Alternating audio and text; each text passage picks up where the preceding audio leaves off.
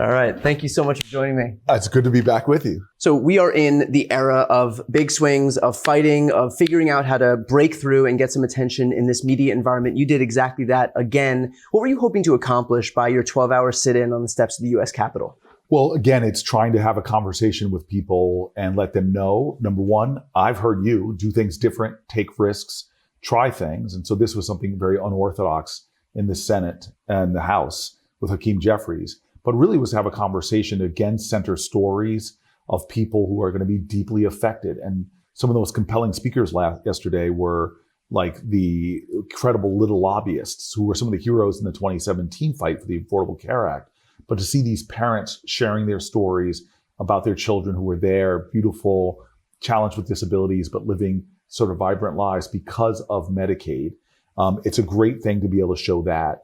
We had people come and talk about the impact it's going to have on food programs and some of the people that are doing the work to feed the hungry. So elevating those voices was the second thing we were trying to do, and then activating people. It comes down to how many of us are willing to do something out of the norm in our own lives.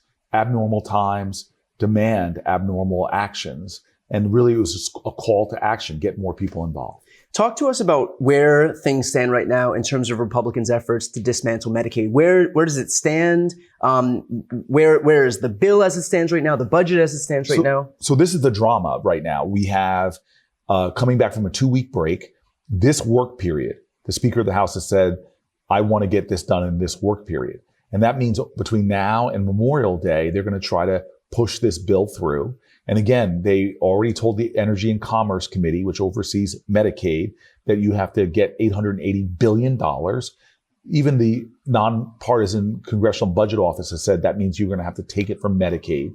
So this is the moment. Now, here's how people are working, and this excites me, is there has been so much public pushback. A lot of the Republicans that are in purple districts and purple states are saying, oh, I'm not going to really cut Medicaid. They're already starting to equivocate on whether they are going to support a bill that has savage cuts. And so what are they saying that they're going to cut? What are they trying to justify their cuts as? I mean, this is honestly, this is the way that they are going to try to play games. They're going to try to call it not a Medicaid cut, but in some ways undermine it, like with so-called work requirements, which is a great way to say, oh yeah, of course people should work if they want their health care. But isn't the whole point that the folks who benefit from Medicaid are people who are disabled, there's children, there's seniors? Well, that's the point. But the other point that they're trying to do is that if we create more bureaucracy, more paperwork for you to fill out, more challenges, they actually could quantify how many people just won't go through all of that and will land without coverage.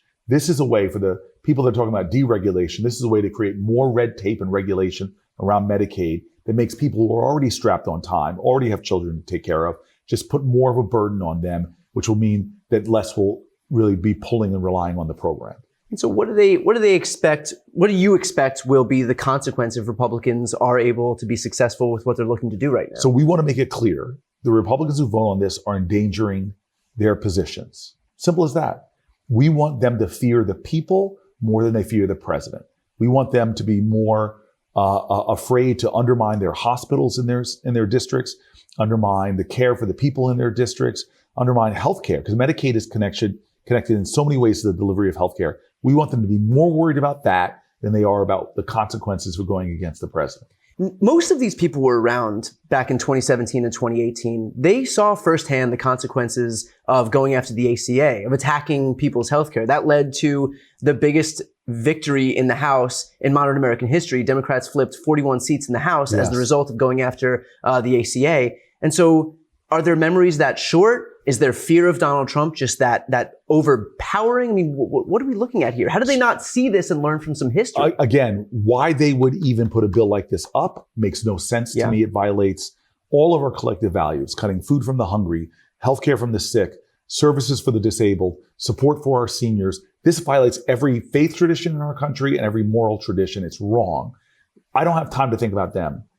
I can't control them. Right. What I want to do is put more pressure on them to make them turn. And that means more people have to speak out. Because in 2017, we had many more people coming to the camp. By this time, we had really huge protests all around the country. We're seeing that now. People are starting to rise up. but we just need more pressure. More people have to speak up. Do you think that they're benefiting from the fact that they are throwing so much shit against the wall that we're having conversations, rightfully so, about illegal deportations for migrants, about the Trump tariffs, about annexing Canada as the 51st state, not to mention what he's trying to do with Panama and Greenland. And so there's so much that we're focused on right now that this is actually a deliberate strategy to get us talking about this very potent issue even less. Yeah, we know it's their deliberate strategy because they have said we are going to flood the zone, give them so much to be focused on that they can't respond.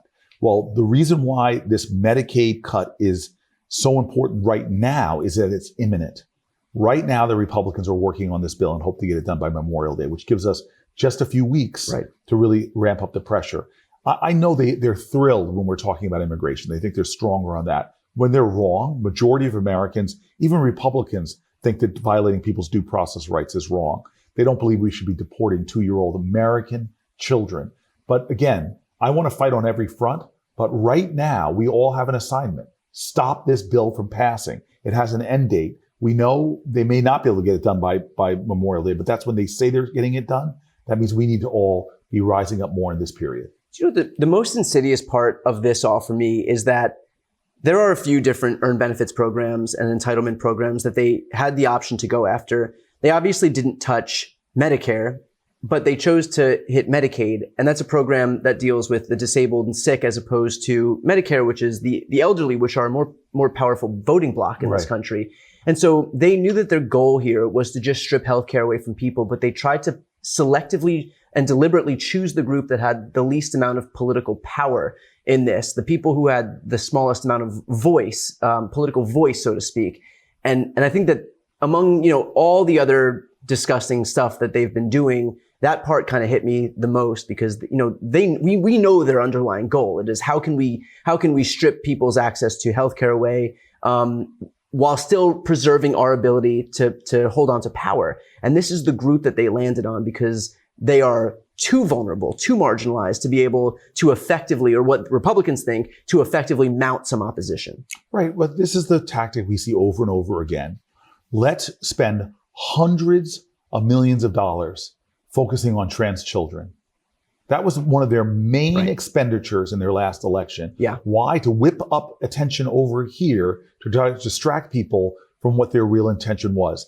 To do the Trump tax cuts over again, that overwhelming over 80% of it went to the top 1% of Americans. And so this is what we have to all protect ourselves against. I don't care if you're a Republican or Democrat, is from a president like this that wants to try to whip up race to distract you from the issues in your pocketbook, to whip up any marginalized group, right? Be they immigrants, be they trans kids, you name it. They're going to try to distract with marginalized groups because they think you won't care and that you won't focus on the fact that they're picking your pocket right now in order to give tax cuts to the wealthiest. What was the most impactful speech or moment you've heard, whether it was on the steps of the U.S. Capitol or just from constituents you've spoken with, that just kind of serves as a really effective microcosm in terms of what's at stake if Republicans are successful in cutting $880 billion from Medicaid? So I think the thing that scares me the most, individual stories are so powerful, so compelling. I want more people to tell their stories and how they're impacted.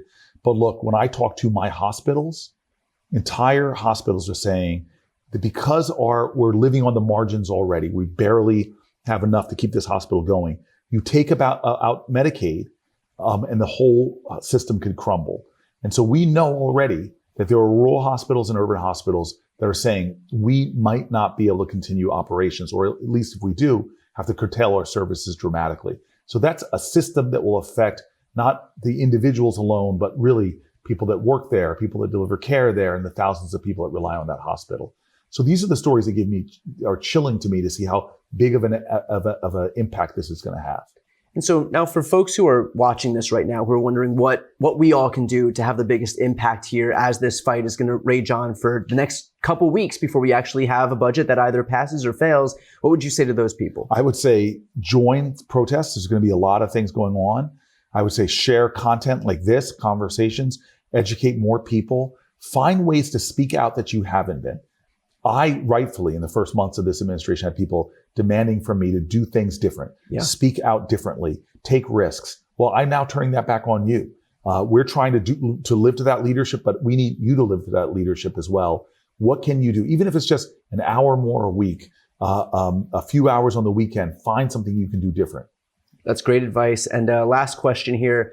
What's your next minimum 12-hour activity? I feel like whatever you plan, you just kind of screw yourself because now you can't do anything for less than like 12 hours, which look, I can't do anything for more than like 12 minutes because, you know, millennials on down, we have the attention span of an insect at this point. So what's next on the docket? I'm not going to telegraph my next pitch, but we're going to continue to try to do things to cause good trouble, as John Lewis would say. All right, I'd like to hear it.